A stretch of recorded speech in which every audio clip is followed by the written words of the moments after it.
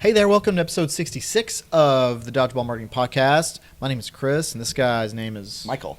How you doing, man? Good. Let's talk, Michael, about the topic that we've decided that we're going to talk about, and that is businesses that are expanding into other markets regionally. Yeah, how your marketing changes when you grow geographically. Yeah, so this happens all the time. So you have a tanning bed business in Memphis, and you want to open a tanning bed, that same tanning bed business maybe I'll in... never market tanning beds. Yeah. Maybe you're a divorce lawyer in Memphis. Come on, I'm give just me kidding. something good. We'll do Maybe you're a commercial industrial flooring company. Commercial flooring company in Memphis, and you want to open up your market to Nashville. Yeah, or you're moving into Chicago. Yeah, Chicago, anywhere. Yeah. We're going to talk about what you should think about in terms of your local marketing, both on your organic listings, your citations and your links and all that, and your Google My Business listing. So This is like all things you should plan for. There's a lot of new stuff that needs to get created, a lot of things that need to get changed on various platforms to properly portray you as a Nashville commercial flooring company instead of just a Memphis flooring company. Yeah. So let's talk about it. First thing we're going to talk about is considering how you look now. How you look now in terms of your current service area and your placement. Yeah. In search engines. Yeah. So number one is get a baseline. Understand how you're currently present in search engines. So we can kind of, for the sake of simplicity, limit this discussion to Google. And we'll reference Google a few times, but actually this applies to Bing and any other search engines. Ask Jeeves. Yeah, Yahoo. But yeah, for 80% of market share, it's going to be about Google. Right. So yeah, you can do things like go out to Google My Business. You should already be doing things like claiming your business listing in Google Maps. You should also be making sure that you have a full and complete profile of your business, hours of operation, URL, description, images on platforms like Google My Business, Yellow Pages, Yelp. And so if you've been listening to the podcast, doing SEO work, search engine optimization, you've probably got some of those basics covered. But if you don't, it's a good time before you get started on expanding to another geographic area of the country to have a sense of what you're doing. For our clients that are highly regional, maybe they start off serving 2 or 3 states in the United States, we'll have often a full slate of activities that we're doing for those services, for those states that they're in. This will include Google My Business for every office listing, those directories, and then when they're expanding to add more states, we're understanding, okay, what kind of office presence you're going to have, and then taking a look at what we're going to add in terms of those tactics. But yeah, knowing where you are and just getting a snapshot of that before you start an expansion is a really good best practice. Yeah. And that way you've got kind of a before and after to compare after you do some work and expand. Yeah, awesome. Michael, I want to hear from you. What should people think about in terms, so let's go to our Memphis flooring company. Yeah. Expanding to Nashville, want to hit the Nashville market. In terms of their website, let's talk about new content on their website, or how they display things like their service area on their website. What should our Memphis flooring company, Epps Flooring, think about when they want to expand to Nashville? What new stuff? So I think this is a real comment. I mean, we work with companies typically that are growing. They're investing in marketing. We're bringing in new leads, new business, new patients, and so it's very common for us to have. Even a real world example would be a company right now with 2 locations in Colorado expanding nationwide over a period, upcoming year or two. And so for them, it was easy on their website to have the office location in the header of the website. Well, suddenly when we're thinking about architecturally, how are we going to have 5 or 10 addresses in that header? Well, we can't do that. And so we need to change the layout of the website. We need to think about header and footer. And it's good to have as much helpful information like that as you can, as close to the consumer as possible. So if you have 2 or 3 locations, I think it's good to have those in the footer. But once you get above that 5 to 10 locations mark, you've got to throw to a locations page. And something that I think is good no matter what. Or sometimes a find your location if there's a lot of sometimes locations. An app, if you've got like some of our, we work with a company that has 100 locations across the United States. We do marketing for all those 100 storefronts. And so that is a real different animal. So for them to have a location finder is just a really different, it's user interface design. But something I think no matter how many locations there are is good for search engines is a standalone page on your own website for each location. Okay, follow-up question here. Yeah. Expanding to Nashville. Nashville is of course Nashville, but it's also Brentwood. It's also, some of the outlining. It's also Antioch. It's also some of these outline. That's right. Regions. So do we need pages for each one of those, like column smaller, maybe neighborhoods is not the right word, but like smaller regions within the greater Nashville area? Yeah, I would take a two-tier approach to this. So if you have a new office opening up, that's a new, what I would call a map pin.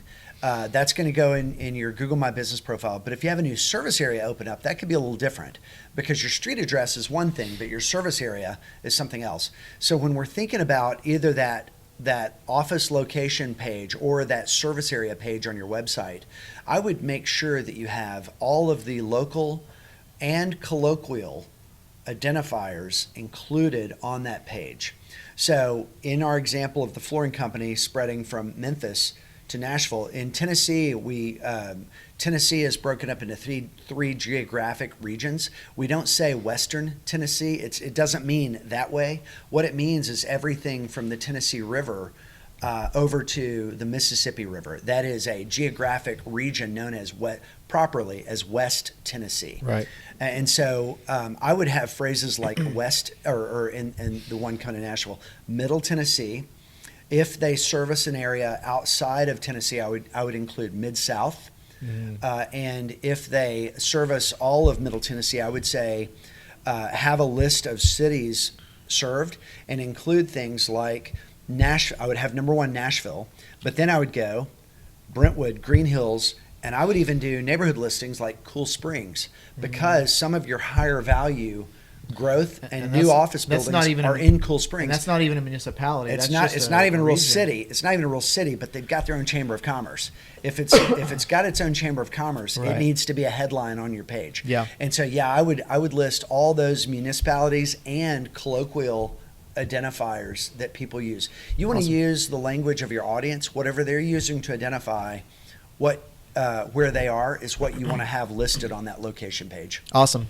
Let's talk about. And the second tier is once you do all that, it's okay to consider standalone pages for each of those local identifiers. Right, but don't prioritize. Yeah, I wouldn't those. do It's a that lower first. input. I wouldn't do that first, but yeah, long term, it's okay to have standalone pages. You're not going to link to them or make a user work their way through them to get help, but you can have 100 of those pages created and indexed, and they're going to be number one when somebody looks up Cool Springs Flooring Contractor. Yeah, right, like the three Yeah. people that search for that in Yep. a quarter. And all of those three people are all absolute gold in terms of sales leads. Yeah. Awesome. Okay, let's talk about the Google My Business or Google Maps listing. So we're in Memphis, moving to Nashville. We're going to need a new pin in the map that's attached to that business. Now, is that a different Google My Business profile, or is that a sub-profile under the main one?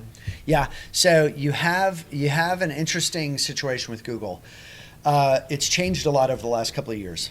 So what we do, I don't know if I know the answer to that question. If it's a different profile, I can't remember. I think it's a different location, but you're still an admin of both locations. Yeah, all locations. Yeah, like Taco Bell has hundreds and thousands, hundreds of profiles. Yeah, they all roll up onto one brand, but it's not like a sub. Yeah, they're all their own profiles. Their Yeah. own with their own ratings and their own reviews and their own all that stuff. Yeah. So the key for me is making sure.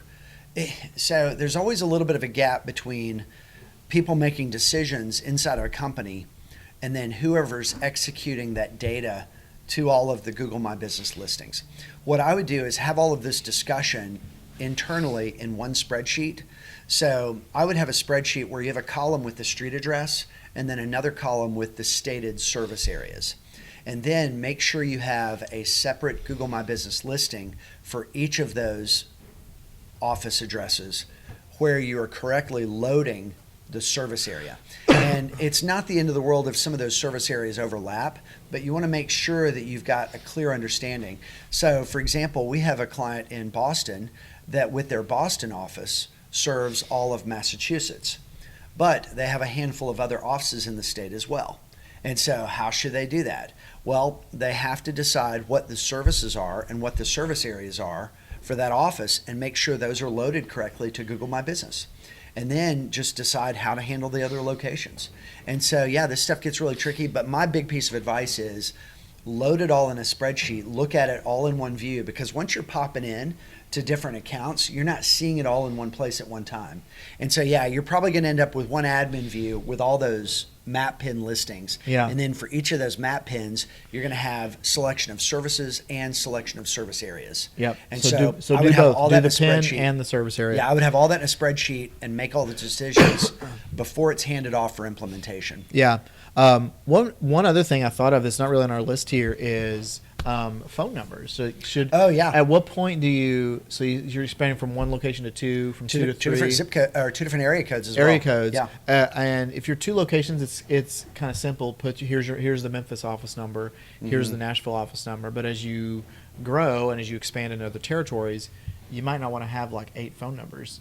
So adding The trade-offs. Obviously, at the low end, I would say adding the phone number is a step you need to take to communicate. Like, yes, we service this area. Yeah. And then at a certain point, roll that up into a singular number that one person answers, and right? Maybe. Or It depends on the business. I would say Okay. that's true some, I don't know, maybe half the times. But I think I actually go the other direction. I would say having a local phone number on each location page that is also the number that's on the Google My Business listing for that location. or I a think that's contact good. page that lists the locations, like which ones you want to contact. Yeah, I mean, you could have that maybe in addition to, but I would have the phone numbers on each location page. I'm treating every page on the website like it could be the first and last page someone sees. Right. So someone searches for Cool Springs Commercial Flooring Company, they get a page and it's got a phone number with their local area code. Yeah. And they're calling and somebody's answering who's Yeah. right there, a butt in the seat in that city. That's a lot more friendly than dialing an 888 number. I think so. Yeah. Yeah. So I actually I think if we're going to take the onus off of the consumer and do more of the work ourselves to close the sale, we want to get as close and intimate to them as we can. And I think a local area code is a good tool for that. And I think it's worth doing the work. Yeah. And we've often created local profiles for companies, and not virtual offices, but skeleton crew offices for companies that needed to have a local footprint and run people through a more localized experience. Yeah. All right. Let's talk about content planning. So I want to look at it broadly. Like, so you've got content on your website. Yep. You've got social media content that you produce. Yep. You've got email content. So what are things that businesses should think about that are expanding to different regions on their content strategy? Yeah. So one of the questions we've gotten quite a few times is a company comes to us and they say, "Hey, we have a really this is a real example. We have a real strong presence in Chicago, and we serve the state of Illinois, and we just bought a company in Texas, and now we need to market ourselves in Texas." So now, as a marketer, I've got 2 non-contiguous geographic areas. That's a challenge. That was a real challenge with Google. Now it's gotten a lot easier with some of the improvements they've made on the admin screen of Google My Business. But one of the questions that came up for them was, do we need different social channels for Illinois versus Texas? And so the way we landed with that program was we said no to creating different social channels. Right. It was an advantage that they were a national company with national reach. And so we just leaned into that and said, we're not going to have 50, when we're in 50 states, we're not going to have 50 different sets of social channels. We're not going to have 150 social channels. But we are going to have 50 offices, maybe not 50, maybe eventually 30. Right. And state the service area, the 1, 2, 3 state service area for each of those, probably 2 different offices in California eventually. So you're going to end up with maybe 20 to 30 offices. So whatever your eventual footprint of map pins is going to be for offices is your strategy for your maps listings and your content on your website. Yep. Standalone page for every office location. Very thorough articulation of service area on that location page and on that Google My Business profile page or listing. And then you can develop ongoing content on your own website that is linking to your location page that might be relevant. Like if you have a case study page and it's relevant to a handful of locations, Right. link to those pages with a keyword-rich link. Uh-huh. And then on your social media, you're kind of going the other direction. You're saying, hey, shout out to our California team. Look at this cool project they did. So you're actually going reverse on social and email by highlighting something that's more local. Because Right. there you've got control of the message. Even if it's on one roll-up account. Even if it's on one roll-up account, you're saying shout out to the team in California. Look at this great project. And that way, that's an environment where you're not creating confusion for Yeah. SEO or in your Google Maps Yeah. by having, weird stuff like the Miami office serving California. Yeah. You're not creating confusion. It's more streamlined. But it's just a shout out to something that's more regional. And so, but it's building inbound links to that California locations page too. I would say for businesses that don't operate under a franchise model, where there's individual owners under the same, different owners under the same brand, it probably usually makes sense to just keep it with one profile and not try to spin up. If you got 30 locations across the state that are owned across the U.S. that are owned and operated, don't try to create 30 local profiles because it's just unmanageable. Yeah. What we've always done and recommended is a cooperative marketing program where those owners are putting dollars into a marketing fund In at the a home office, in the franchise model. in a franchise or an independent ownership model. Either Right. of those. Which I guess is just another kind of franchise. But yeah, for any of those, we think that it's often counterproductive. And this is a little bit just the programs that we've happened to work with. It could be different, for a number of franchises. But I think consumers get really confused if they see something like, I don't want to go head to head with anybody on this, but like social channels for like CertaPro Painters Nashville. Yeah. To me, it's like a weird deal in the social space to have thousands We did of things like that. Yeah, we did a campaign for a restaurant, fast casual restaurant that's known Yes. nationally. I believe And I was a model in that campaign. And they have a number of locations in Nashville, and they did that model, and it's kind of strange because people identify with the greater brand because it's more well known, but they Yeah. don't really identify with like this specific location. So social was always odd. Yeah. So I always lean away from that. But yeah, I think when you're growing a brand into additional regions, there are lots of implications for your marketing channels, and they all play out differently. All right. Awesome. That was good, and I hope that was helpful. If you're looking to expand in another region, this is some good stuff here to just go through, watch again once you start expanding, and start to check those things off the list. And hope that was helpful. Yep. And Matt, if you're watching this, we've got all this stuff covered for you. Don't worry about it.